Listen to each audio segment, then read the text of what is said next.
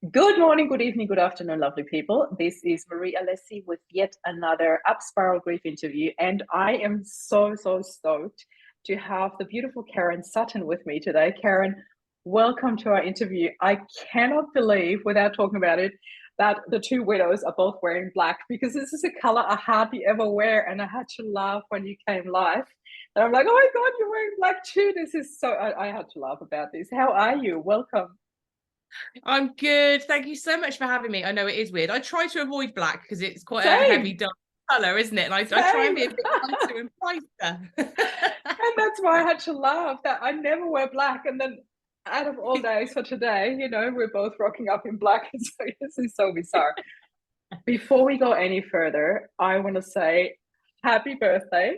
I didn't realize that we picked your birthday to do this interview. So I hope you're going to have an amazing day because, I love that you do this on your birthday with me. So thank you so much. My And pleasure. I'm going to get you to briefly introduce yourself to our audience, please. Well, hello. So my name's Karen Sutton, and I am the UK's first widow coach, as you can probably hear. I am in the UK. So my own husband, Simon, died in 2016, and thrown into the world of grief, of widowhood, and was Mm, desperately seeking some support. yeah, I was devastated. I have never known despair and devastation like it. The fear that it's so physical and mental and all of those things, but, and I should say, I was absolutely determined that this wasn't going to destroy myself and my two girls for the rest of our lives. We were not going to become victims, I should say, for want of a better word. I wanted to find a positive way through it. I wanted to create a life for myself and the girls in which we could thrive, in which we could live a good life with Simon with us. That was really important to me. mm, And I joined a lot of groups and they were amazing and it was great to connect with other widows. However, I did find it became a little bit heavy, shall we say. mm. And That's you'd very be in a nicely group, put of you. yeah. A little bit.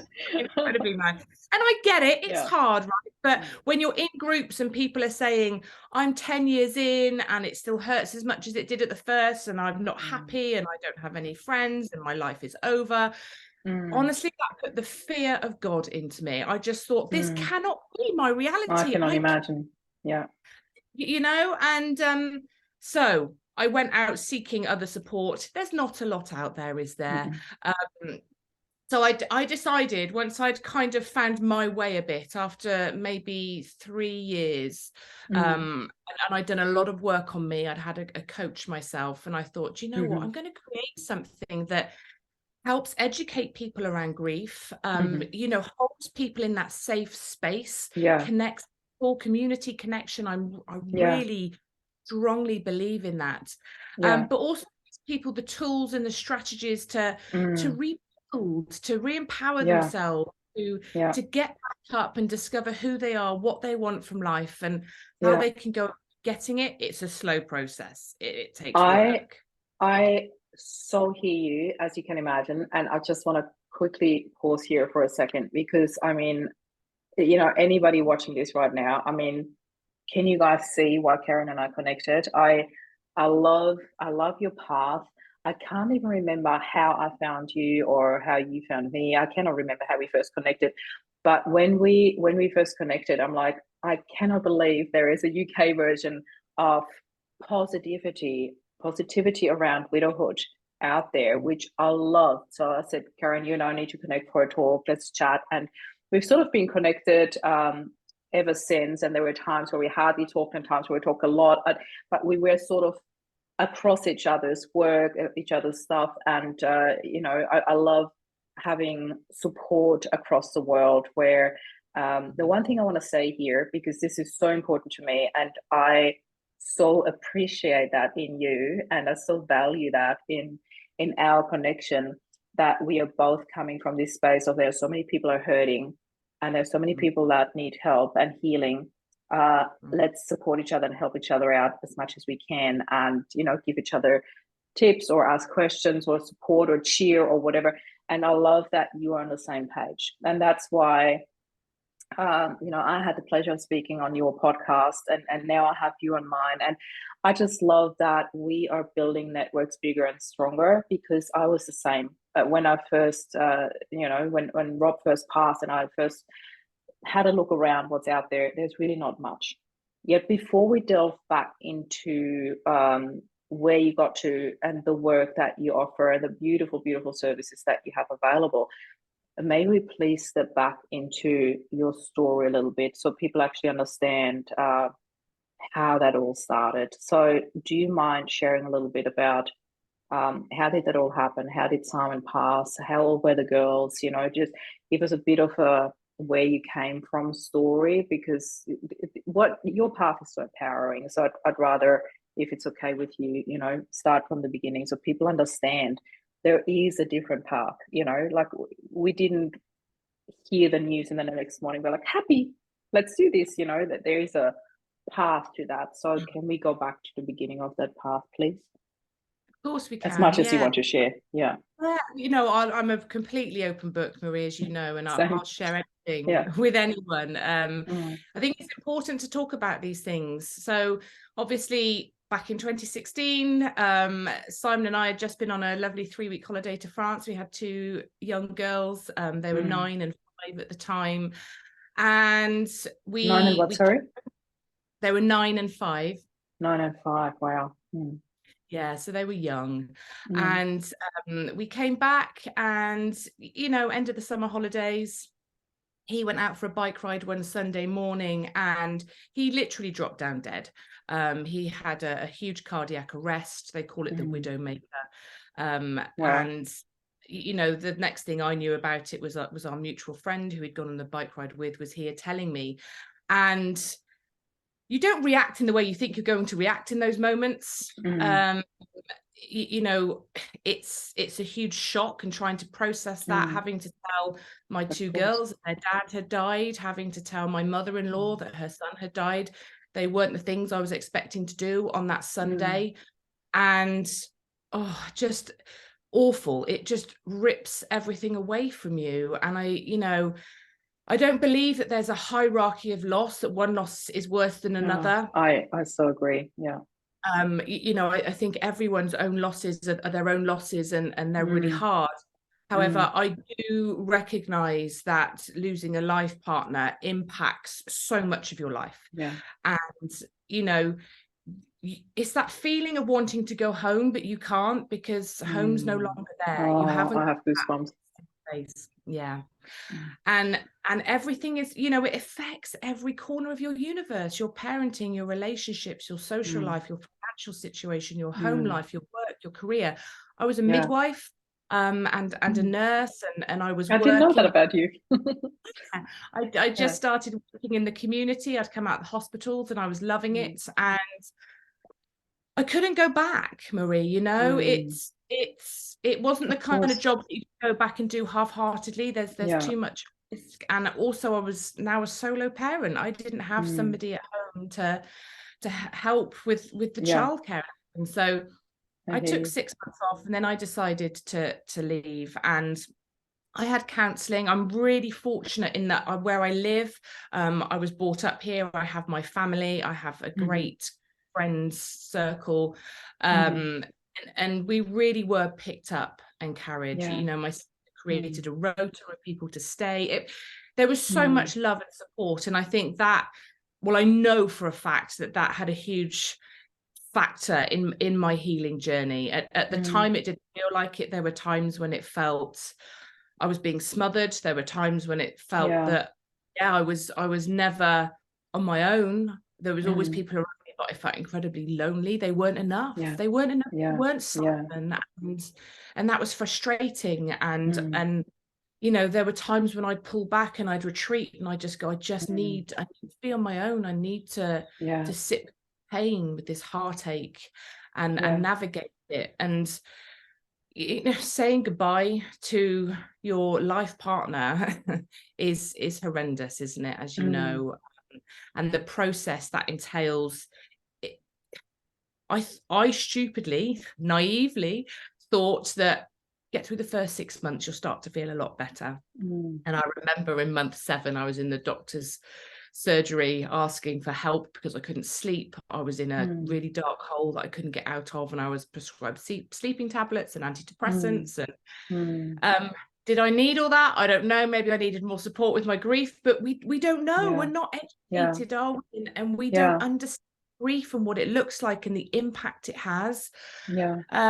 I did get some counselling, which was really beneficial. You know, that space where I could, I guess, explore my thoughts and understand them a bit more, because there's so much going on, isn't there, in your head, and you're like, normal, am I going mad, am I And really it's also bad? something, being a sole parent, this is definitely not a topic that you would like to talk to your young kids about. You do need an adult, and I felt it helped me speaking to somebody who's completely outside perspective, who didn't have an opinion on how I handled grief or how I'm supposed to handle grief. And I saw a positive psychologist for about 4 months after Rob passed, and it was so helpful for me. So I think just speaking it out loud, what's going on, because you there are things that you don't share, not even with, maybe with your closest friends, but definitely not with your kids, and I think that, I think as well, there's some things that you think in your head, but you're even too scared to acknowledge them yourself, aren't you? Because you kind of think you don't know whether that's a normal thought. And even having the courage, I think, to go somewhere where it's safe and speak your truth takes so much courage. It does, and you like to acknowledge that with people that are grieving, that it's not easy to recognize what you're feeling, what you're thinking, how you're experiencing this loss. It's, recognizing that within yourself, let alone saying it out loud. And we don't say a lot, and people try and fix us, don't they? When we talk, which is a lovely thing, and people are beautiful souls and they want to take your pain away. It comes from a really good place. However, grief isn't a problem to be fixed. There's no solution. It's something you have to work through. And when you're talking to somebody about your grief, your pain, your heartache, and they're trying to find solutions, that becomes incredibly frustrating. And actually, I think leads us to pull back a bit from our friends and family and kind of say, I can't actually be bothered to tell you, because you're just going to try and find solutions, and none of them fit. Because that's what one. I always say. I think the most helpful thing is often, people ask in interviews, and I'm absolutely certain you would get this same question, what is the number one advice you would give to people? And I always say, please listen, just listen. There's nothing you need to say, just listen, because there's nothing you can say to make it feel better. It's just having somebody there to listen is really, really important. Just wanted to ask you a question, and I got sidetracked. It'll come back to me. But for me, the number one thing that came up for me when I was listening to you is, that's a question. So thinking about that, it came straight back. When it comes to friendships, when you talk about, friends sitting with you, and sometimes you feel smothered by, the good intentions, and I put it on a quotation marks, not to, they are good intentions, but they often don't come across as such. So when you feel smothered by that, when you think about your friendships, what was your experience in the first couple of months and years, even, into how did your friendships change? Did that affect your friendships? Do you mind sharing a little bit about that? Yeah, they changed so much. I remember it wasn't long after Simon died. It was before the funeral, so a couple of weeks. I remember saying to my friends, I do not want this to change me. There's no way this is going to change me. I'm going to stay true to who I am. I'm going to keep being the Karen that everybody knows and loves. Bless that Karen. I just want to give her a big hug. Same. Karen. That's so lovely. That's a lovely thought, but darling, it is a beautiful thought. It does change you, and as a result of it changing you, Marie, it changes your view of the world. It changes how you experience things. It changes how you see things.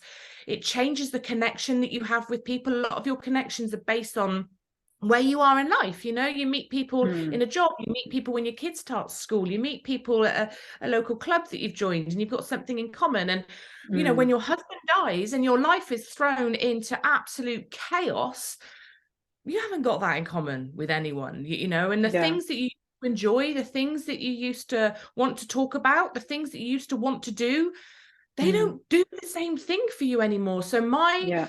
relationships really became challenged, and Mm. you know, and some people didn't know how to show up for me. They didn't know Yeah. what to say, didn't know what to do. Who does? I didn't know. And some, Yeah. and to be Oh, honest, same. sometimes, you know, when people that I love now, very dear to me, lose someone very dear to them, I'm still a little bit like nervous of how I approach that and what I say, because I know that I'm Mm. going to say something that's going Yeah. to annoy them, because Mm. that's the beauty of the beast, isn't it? Really, Yeah. that's what happens, and that's the reality of it, and it's breaking down those fears and having those open conversations that Mm. people don't want to have.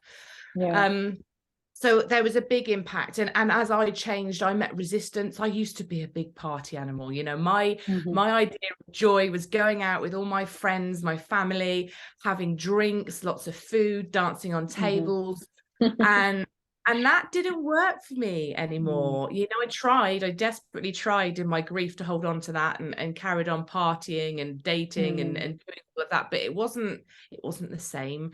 And then, of course, as I went through my process of evolving, finding my feet, I found different things in life that filled me up. Mm-hmm. and and a lot of my friends found that really uncomfortable, because they liked who I was. They knew who I Yeah. was. They Yeah, of knew what I course. brought to the table. And this new version, maybe, of Karen, slightly adapted, but they didn't quite understand that. And I used to, you know, when I sort of stopped drinking so much, you know, people Mm. would say, oh, is this forever, and this is a bit Mm. boring, and, you know, like, what are we going to do? Do you know? It's like, Mm. and it did, but then there were people that came out the woodwork, Marie, that Yes. you Oh, didn't so glad you say that. yeah, that Out you of know, people nowhere. Yeah. out of nowhere, and you're like, where have you come from? But you're literally saving my life right now. And Mm. those people that you meet in that moment, that didn't really maybe know who you were before so Mm. well, but accept you for who you are in your grief. And I think Yeah. those people are vital, actually, Mm-hmm. because there's no expectation, and they Yeah. may be people that don't stick around for so long. Mm. I love that poem. I don't know if you know the poem, but it's called Season, Reason, or a Lifetime. And it's basically around that people come into our lives for a season Mm. at a time, a reason to teach us I love it. something, or for a lifetime. And when you get your head around that, I think it helps you feel more accepting of, not Mm-hmm. everybody has to come into your life and stay forever. Yeah. And you don't have to go into other people's lives and stay forever. Yeah. There's different relationships. And I There's a think lot you've of said, freedom and acceptance in that as well. I like that poem. yeah, it's lovely. It is, there is. Yeah. And that's, I think, something as well we struggle with in life, is that freedom and acceptance of things, isn't it? So Yeah. yeah, they've been, you know, friendships waned, but and they've, some of them have become stronger again, you know, as I'm Mm. now in my 7th year, and some have picked back up, some waned and haven't become stronger again, and some have Mm. fallen by the wayside. Yeah. And again, that's hard as well, isn't it? It's more grief. Yeah, it's that secondary loss, what comes with it. And I think one of my biggest, how do I, well, probably turning points, I should say, around this topic of friendship was for me, because people used to say this one thing and it never really sat right with me, and I couldn't put my finger on it why. And I'd love to hear your opinion, what you think about it. But what they said was, in grief or in adversity, you learn who your true friends are. And I was like, yeah. And something didn't sit right, and I couldn't put my finger to it. But what I have then learned by, like, literally sitting with that and feeling into what's coming up for me in terms of these huge changes around friendships that I thought would last forever, I came to the point, and that only came when I reached a certain point of healing. Because when you are in the thickness of it, when you are in this really deep, incredibly heavy and hurtful emotion, you don't think straight. You don't think, oh, empathy. You're like fully in your grief, in your pain. But there came a time when I thought, wow, you know what? They too have lost somebody. And for them, it might only, and again, I'm putting that under quotation marks because I also don't believe in this hierarchy of grief, but to them, it might only be a friend, but they have lost a dear friend, or a brother, or whatever, like whatever the relationship was. They too Dog. have lost somebody. Pardon me. A dog. Sometimes it's their dog, isn't it? Yeah, but I'm talking about the same person now, as in Rob, So for them, it might have been their friend. For them, it might have been their brother. For them, it might have been a different relationship, obviously. So I, in my grief, had no emotional capacity to think of their grief. So I went into judgment, or she is not a good friend anymore, or she should have been, could have been there for me differently. I did not realize that they had their own grief to deal with. I didn't have the capacity at first. But there was a time when I healed to a certain level where I could see that different perspective. And that's when I realized, you know what? That's when I realized why they didn't sit right with me. So for me, it wasn't, oh, in adversity, you see who your true friends are. For me, I realized that in adversity, you learn how your closest friends or family deal with grief differently to what you do. That was the little shift that was important for me. And I'd love to hear your perspective on that. How did you feel with this whole judgment that's put out there around true friendships or real friendships or not? What's your perspective on that? I have to say it's something I feel very strongly about, and something that I really want to try and change with what I'm doing, because there is a lot of judgment around grief and loss, and how you should grieve and what people should be doing, and we all hold it. We all do, and if somebody says they don't, I'm sorry, but I think it's human nature to be judgmental is a strong word, but to look at what somebody's doing, have an opinion on it, because that's what we absolutely do, right? Like humans judge. That's the way it is. Absolutely. I agree. That's the way nature. It is. And I think let's not shame people for judging. Let's create an awareness around the fact that we're doing it, and shift it.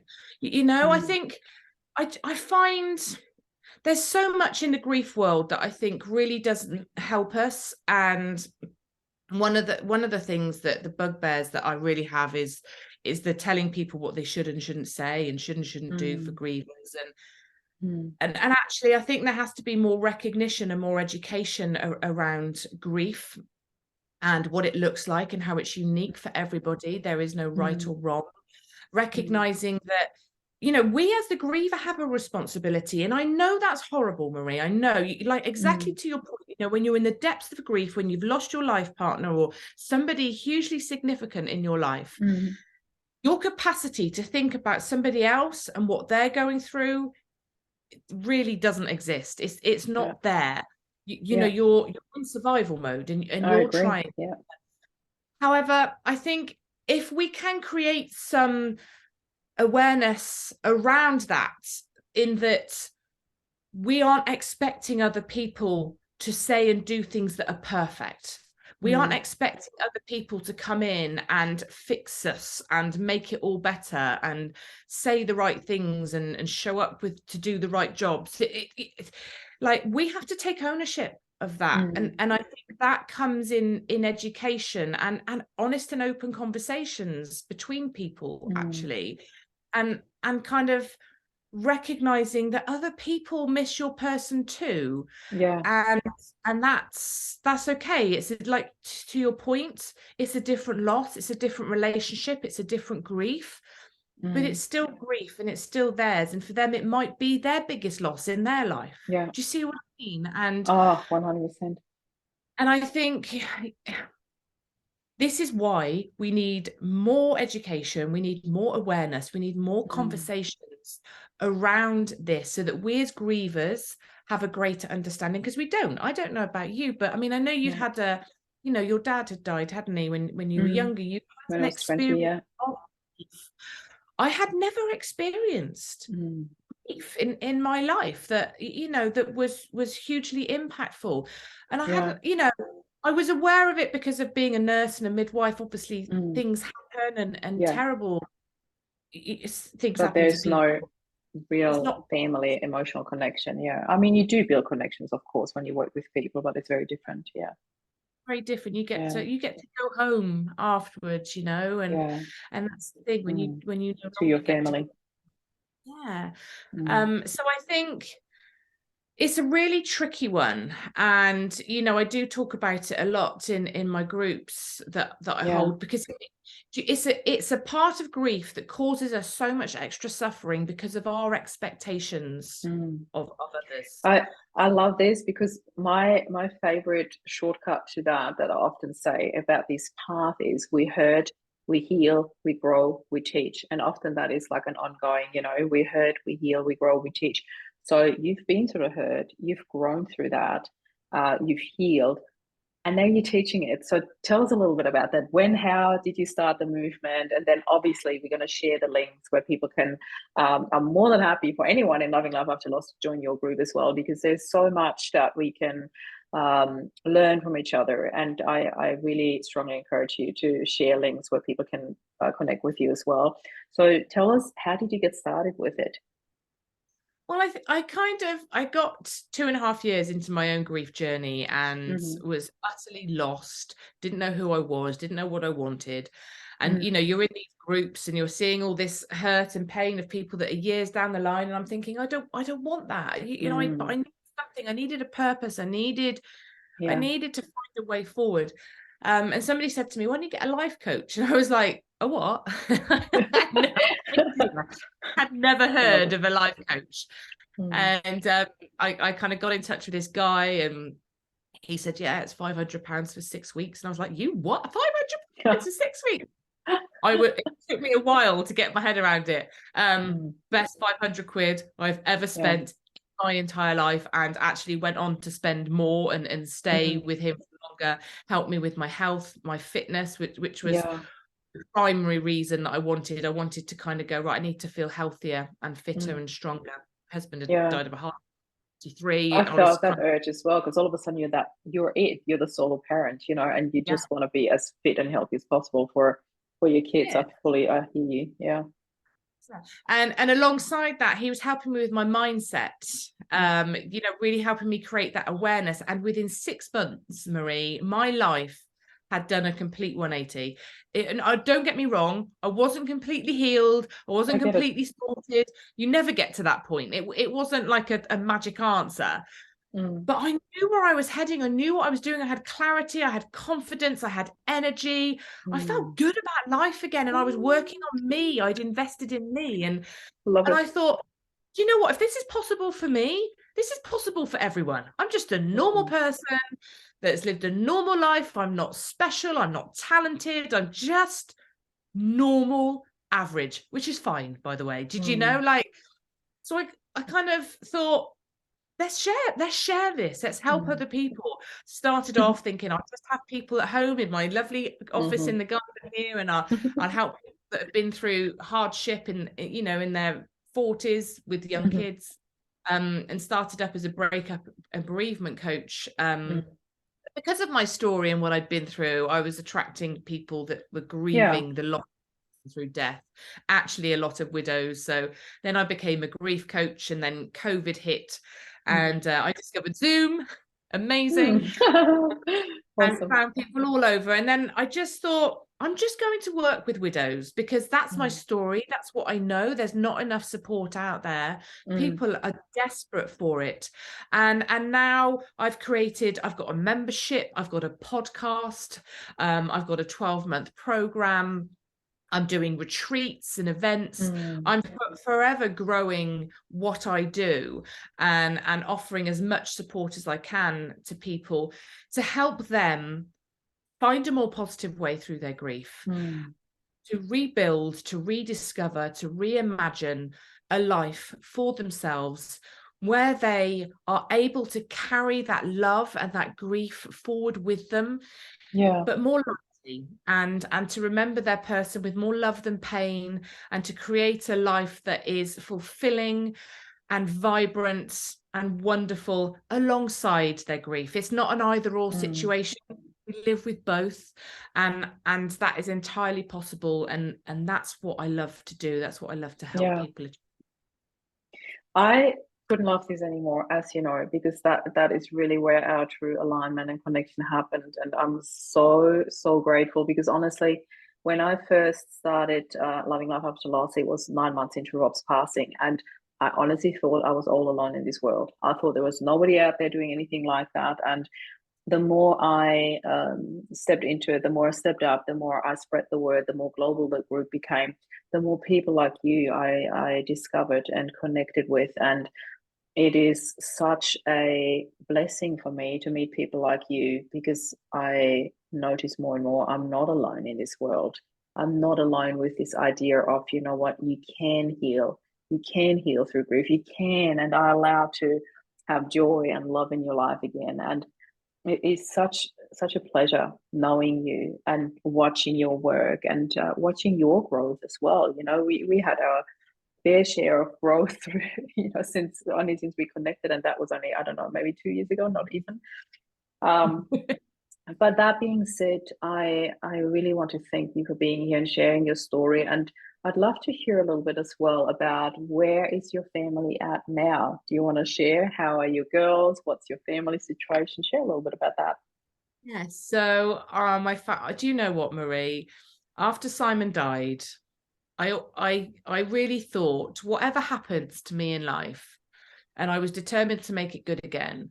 I honestly thought, I'm never going to feel like properly safe in a family unit again, because I thought the girls' dads have died, dad's dad has died. And even if I were lucky enough to meet somebody that I love again, it's not going to feel safe and secure and like a family unit. And but I was okay with that, and I accepted it. But I was wrong. I was so wrong. I met Andy at a charity event that I did 3.5, 4 years ago now. And he came into my life, and we have a family unit, and it is wonderful. Don't get me wrong, it's complex.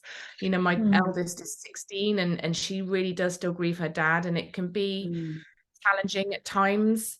However, it's beautiful, and the girls are thriving. Sydney's about to do her exams at school. My youngest Sydney's your older one? She's my eldest one, yes. And Ella's my youngest. She's just coming up to 12, and she is brilliant. She doesn't grieve as much. She was 5 when her dad died, and whether it will show up again as she gets older, but at the moment she's very like, it's cool, my dad died, it doesn't matter, I don't even really remember him. She's quite flippant about it. But Sydney's a lot more sensitive. You know, she was older, she had a closer connection to him. And she carries it a lot more heavily. So there are challenges. Life isn't perfect, but life is beautiful. Life is amazing. I'm very much in love. I feel, do you know what, Marie? I feel so happy for you. This is so beautiful. Lovely. And I feel more aligned and more fulfilled in my life than I have ever done before. And that's not to say that I wasn't happy with Simon. We didn't have a good life. We did, but I've done so much work on me. I've learned so much through this experience. It has brought me so many gifts that I am so grateful for, and I carry them with me in my heart. And I thank Simon every day for loving me, for spending his life with me, and for everything that his death brought me. And that might be difficult for people to hear, especially in the early war days. I understand that. But that's my truth. That's where I'm at. And, you know, I still miss Simon. I still grieve for him. I have my days when I just want to speak to him. I want to see him. And, you know, I sit with that and I allow it in. And Andy's very respectful of that, you know, my new partner. Beautiful.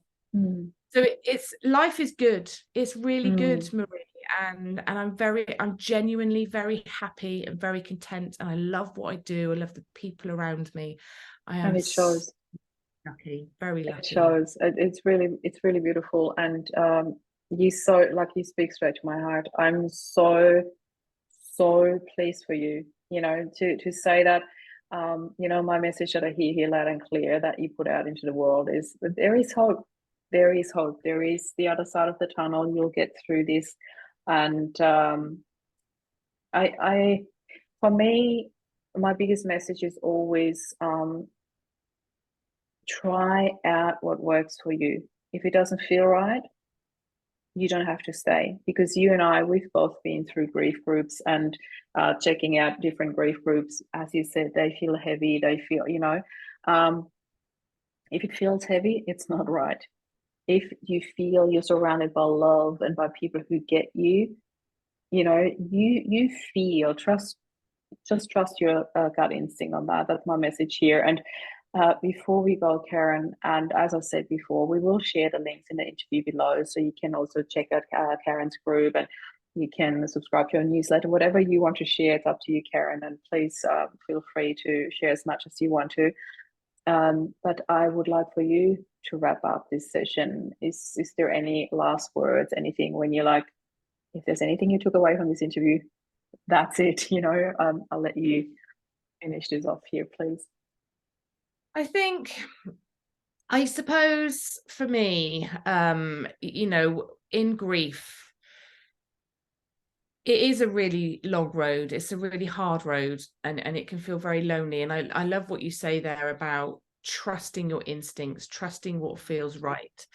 And you have all the answers that you need within you. They are there. They are ready for the taking. We lose our confidence. We lose that belief in ourselves. We don't have the faith that we know the way. But just sit, be still. Give yourself the time to find the answers to the questions. They may not come immediately. They may not come exactly when you want them to, but they will come. The answers will come. You will figure it all out. 100%. You will figure it out, but trust in you, trust in the process. Listen to your heart, listen to your gut instinct, listen to what feels right, and you can't go wrong. And it doesn't matter if it's different to anyone else's journey, but you know the way. And this is what I really want people to understand, is that faith, trust. You've got your own back. You've got your own back. Show up for yourself, believe in yourself, and know that however hard things are, you will find that next step forward, and you will find your way into that future that feels a little bit brighter and a little bit lighter. But give grace, have patience and compassion, and you really can't go wrong. You can't go wrong. Karen, thank you so much for being here. Thank you even more so for showing up on your birthday. I really hope that you have an amazing day today, that you're going to be spoiled rotten, and I really love what you do. I love our connection, and thank you so much for being here. Thank you everybody for listening, and this is Karen and Marie signing off. Bye for now. Thank you.